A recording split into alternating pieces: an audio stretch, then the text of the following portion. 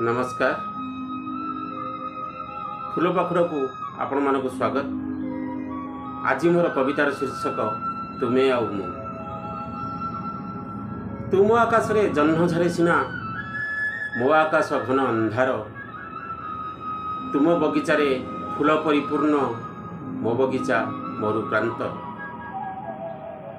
तुमरी ओठरे हसर प्याला, तुमरी ओठरे हसर प्याला मो आखि लुहर जुआर।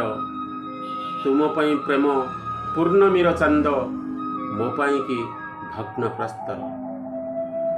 तुमर मोहर संपर्क मझिरे, तुमर मोहर संपर्क मझिरे प्रतारणा जेउ प्राचीर, सही प्राचीरर प्रतिध्वनि कहे प्रेम एठी मिठा जहर, प्रेम एठी मिठा जहर, प्रेम एठी मिठा जहर। धन्यवाद।